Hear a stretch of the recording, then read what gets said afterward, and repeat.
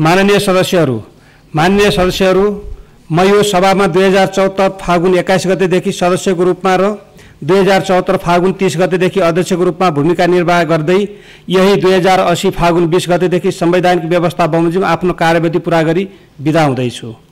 पहिलो अधिवेशनदेखि आजसम्म आइपुग्दा हामीले राष्ट्रिय सभाको 15औं अधिवेशनको यात्रा तय गरिरहेका छौं।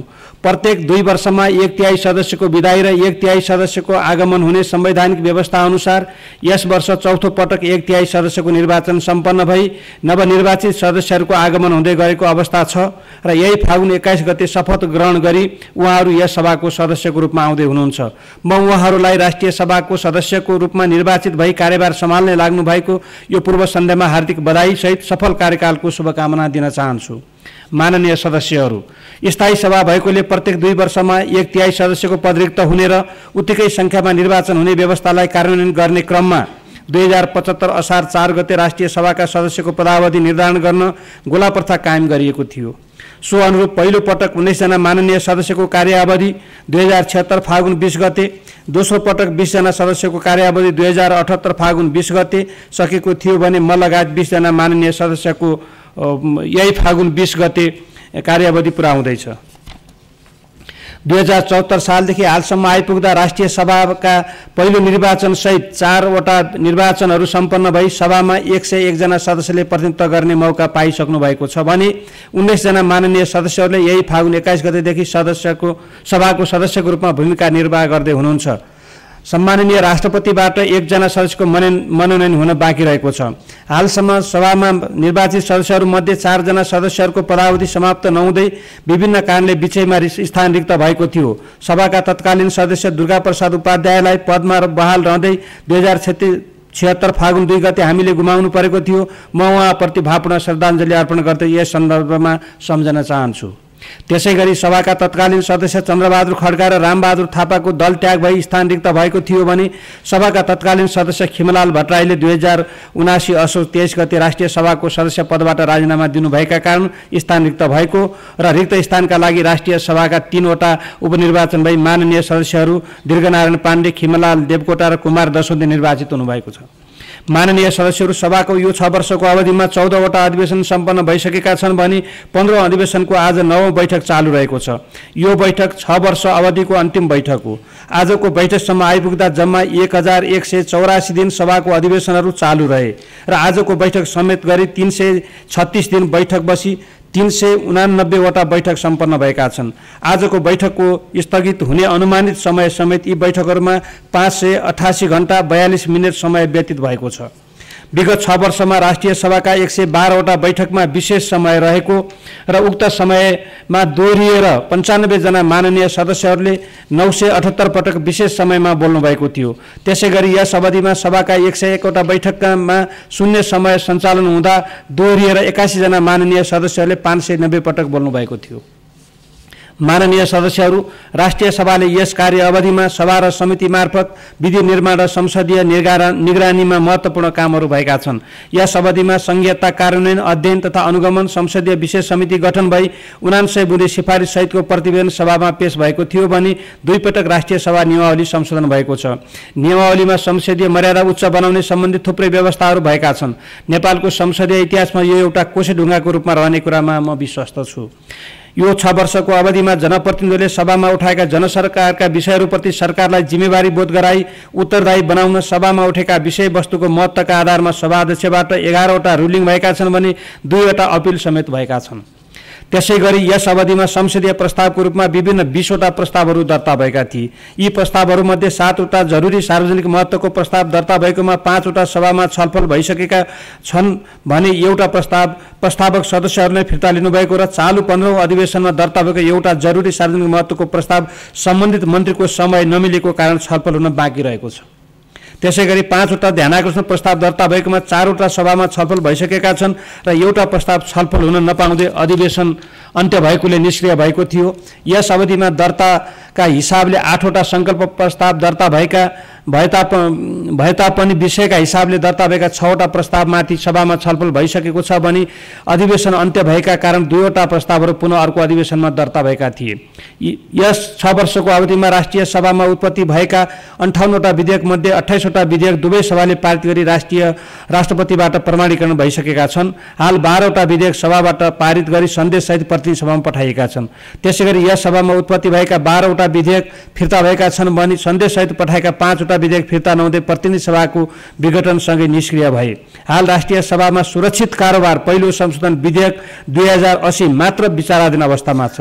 साथै सभाबाट लामो समयको अन्तरालमा एउटा गैर सरकारी विधेयक समेत सर्वसम्मति रूपमा पारित गरी प्रतिनिधि सभामा पठाइएको छ। आशा छ प्रतिनिधि सभाले त्यसलाई तुरुन्तै प्रक्रियामा लगेर फिर्ता पठाउनेछ। माननीय सदस्यहरू, यस अवधिमा प्रतिनिधि सभाबाट सन्देशसहित जम्मा 80वटा विधेयक प्राप्त भएकोमा आजको बैठकबाट एक समेत गरी 79वटा विधेयक पारित गरी फिर्ता गरिएका छन् भने सभाको अधिवेशनको अन्ततिर प्राप्त भई प्रतिनिधि सभामा फिर्ता गर्न नपाउँदै प्रतिनिधि सभा विघटन भएका कारण केही नेपाल ऐनलाई संशोधन गर्न बनेको विधेयक 2079 निष्क्रिय हुन पुगेको थियो।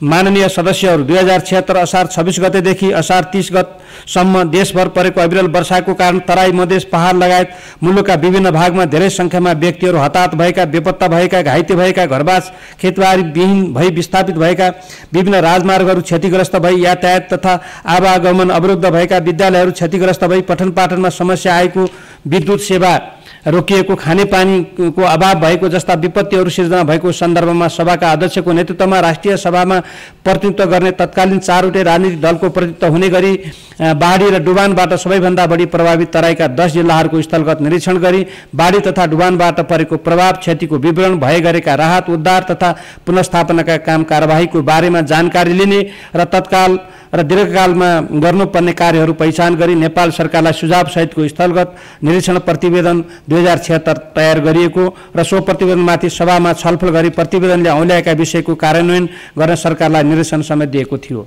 माननीय सदस्यहरू, राष्ट्रिय सभाले हरेक 2 वर्षमा सभाका गतिविधिहरूलाई समेटेर राष्ट्रिय सभाका 2 वर्ष नामक पुस्तक प्रकाशन गर्दै आएको छ।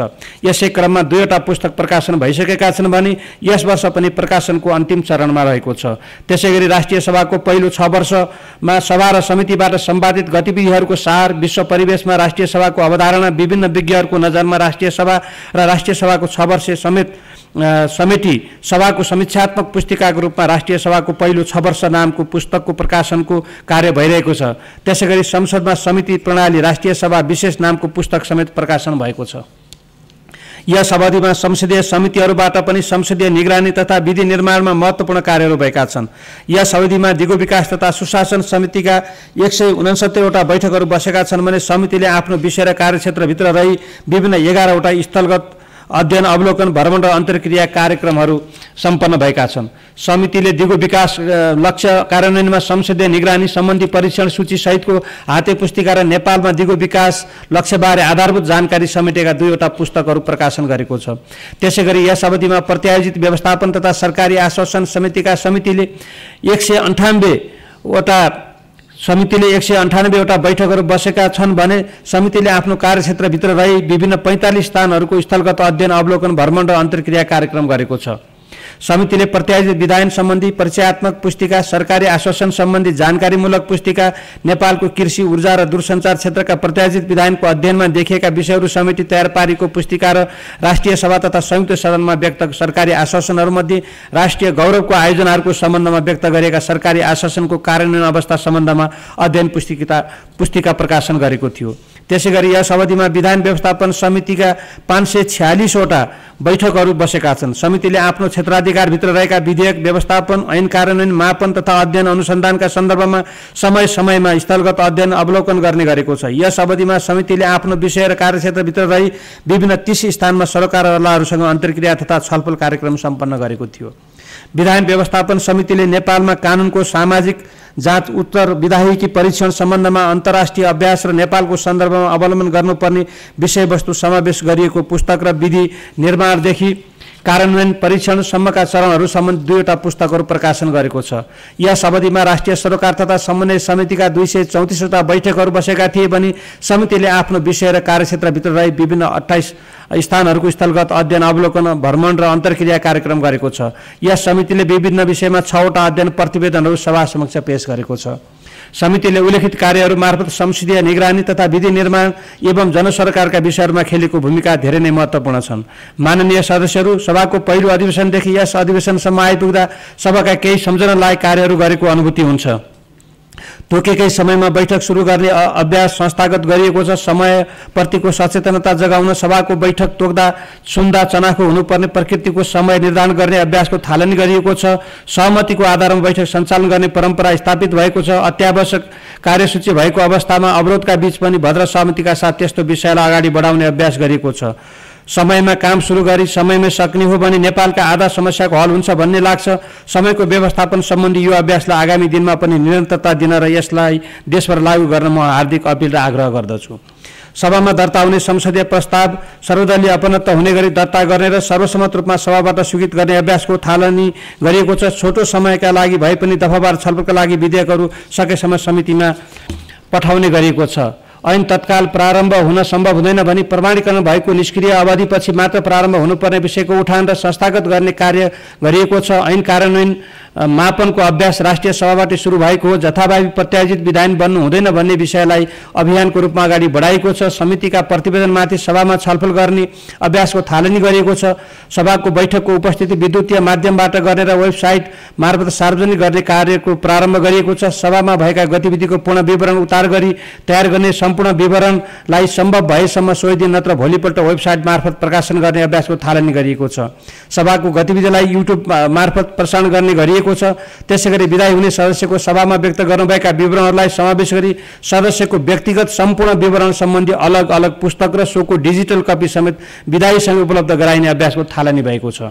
यस सबै प्रयासहरूमा माननीय उपाध्यक्ष, माननीय सदस्यको अथक प्रयास, साथ र सहयोग तथा सचिवालयको मेहनतले मात्र सम्भव भएको हो। माननीय सदस्यहरू, यसै अधिवेशनबाट सभाको गतिविधिलाई व्यवस्थित बनाउन कार्यतालिका तयार गरी लागू गर्ने अभ्यासको सुरुवात गरेका छौँ। यो सुरुवाती चरणमा नै रहेको हुनाले यसमा केही कमी कमजोरीहरू रहेका हुन सक्छन्। सम्भव भए लामो समयको नभए हाललाई पाक्षिक रूपमा भए पनि कार्यतालिकालाई निरन्तरता दिनु आवश्यक छ। सभाका बैठक कार्यतालिकाबद्ध रूपमा सञ्चालन गर्न विशेषतः सरकारको सहयोग आवश्यक हुन्छ। सबैको सहमतिमा कुन मितिमा अधिवेशन आह्वान हुने र कुन मितिमा अन्त्य हुने भन्ने कुरा पूर्व निश्चित गरिनु आवश्यक हुन्छ। सम्भव भए एक वर्षभरिको नभए पनि हालसम्म कम्तीमा अधिवेशन अवधि भर सरकारको तर्फबाट संसदमा पेश गर्ने विधेयकहरू निर्क्युल गरी अधिवेशन प्रारम्भ हुनु अगावै संसदमा त्यस्ता विधेयकहरू दर्ता गर्ने हो भने कार्यतालिकालाई मूर्त रूप प्रदान गर्न सहज हुने देखिन्छ। यसबाट सभाका गतिविधिहरूलाई थप व्यवस्थित र पूर्व अनुमानयोग्य बनाउन सकिन्छ।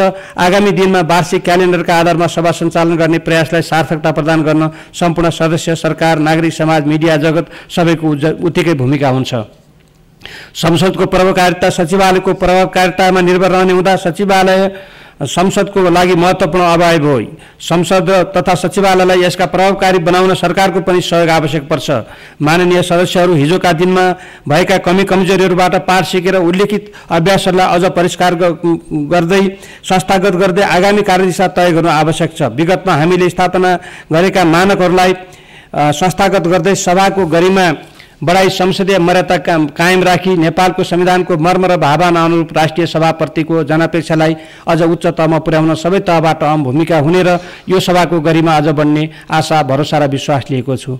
माननीय सदस्यहरू, यो 6 वर्ष करिब दिनको हिसाबले अध्यक्ष भएको 6 वर्ष पुरा त हुन बाँकी रहने भयो, तर पनि यो अवधिमा मैले सम्पूर्ण माननीय सदस्यहरूको, दलमा रहने सबै दलका नेताहरू, प्रमुख मुख्य सचेतकहरू, समितिका सबै सभापतिहरू र सम्पूर्ण माननीय सदस्यहरूको जुन खालको साथ सहयोग पाएँ र त्यसको साथसाथै संसद सचिवालय, महासचिव, सचिवहरू र समितिका सचिव लगायत सबै कर्मचारीहरूको प्रयत्न, साथ र त्यो सहयोगले गर्दाखेरि आज हामीले राष्ट्रिय सभाका यो 6 वर्षका यी अनुभवहरू यहाँ व्यक्त गरिरहँदाखेरि सबैले गर्व गर्ने किसिमले हामी यी कार्य सम्पादन गरेका छौँ।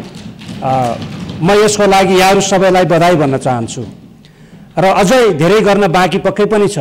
त म एकदमै गर्वका साथ मलाई एउटा चुनौती थियो, राजनीतिक पार्टीको एउटा खरो कार्यकर्ताको हिसाबले निर्वाचित हुँदै यो ठाउँमा आउँदा यो कुर्सीको गरिमा, अध्यक्षको गरिमा निष्पक्ष तटस्थ भएर निर्वाह गर्न सक्छु कि सक्दिनँ। कतै नसक्यो भने त्यो पदीय गरिमामा आँच आउनेछ, व्यक्ति केही पनि होइन, तर त्यो पदीय गरिमा बचाउनु महत्त्वपूर्ण कुरा हो भन्ने मलाई सबैभन्दा चुनौती थियो। तर आजका दिनमा अब विदा भएर सायद अब सभाको अध्यक्ष गर्ने त मेरो अब यो अन्तिम, सायद होइन अन्तिम नै हो। आज पछिबाट सभाको अध्यक्षता 21 गते पछिबाट तत्कालको लागि उपाध्यक्षले गर्नुहुनेछ, त्यसपछि अध्यक्ष निर्वाचित भएपछि स्वत अध्यक्षले गर्नुहुनेछ।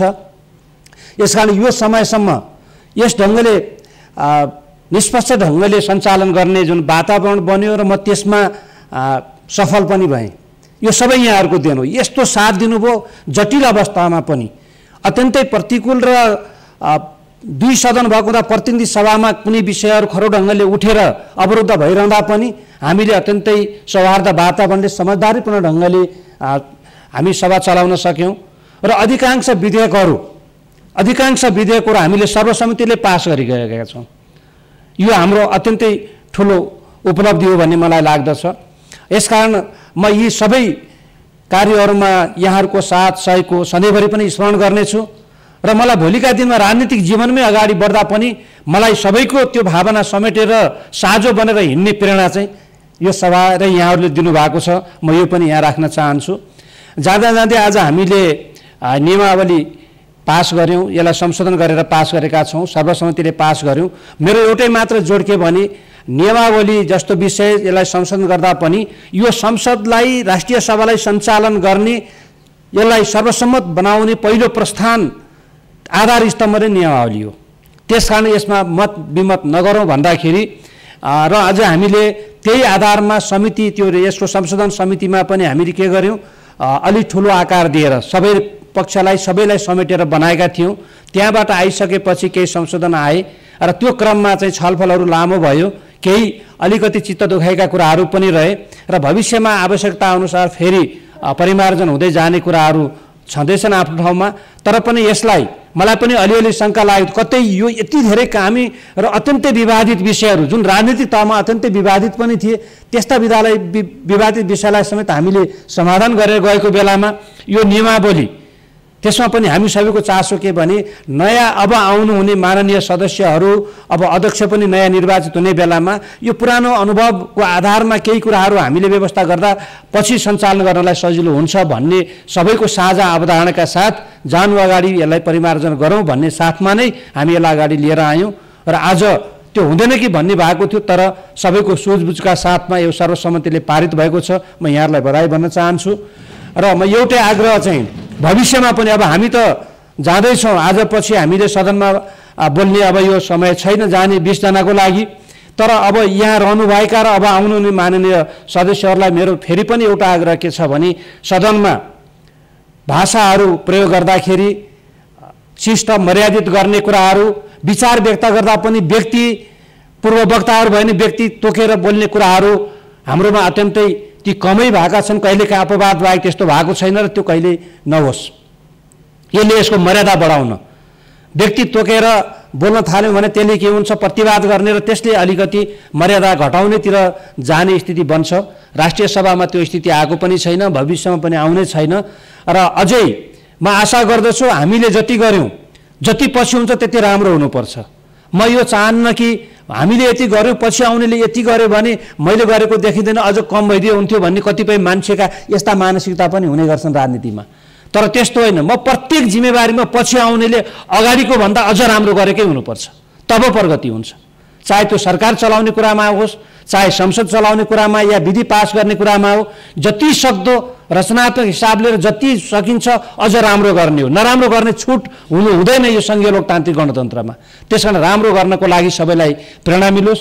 म अन्त्यमा यो अध्यक्षको हैसियतले पछि फेरि यहाँहरूसँग धेरै हाम्रा अन्तरङ्ग कुराहरू हुनेछन्। त्यो समय त हामी यही राजनीति फिल्डमा यही सानो भूगोलकै नागरिक राजनीतिक कर्मी हौँ, त्यो भइरहने नै छ। तर यो अध्यक्षको आसनबाट फेरि पनि यहाँहरू सबैलाई मलाई भरपूर सहयोग गरेर सफल बनाउन र सिङ्गो सभाको मर्यादा अगाडि बढाउन सहयोग गर्नुभएको माननीय सदस्यहरू र संसद सचिवालयका सबै कर्मचारीहरूलाई हार्दिक धन्यवाद भन्दै आभार व्यक्त गर्दै म आफ्ना भनाइहरूलाई म यहीँ बिट मार्न चाहन्छु। हस्, धन्यवाद, नमस्कार।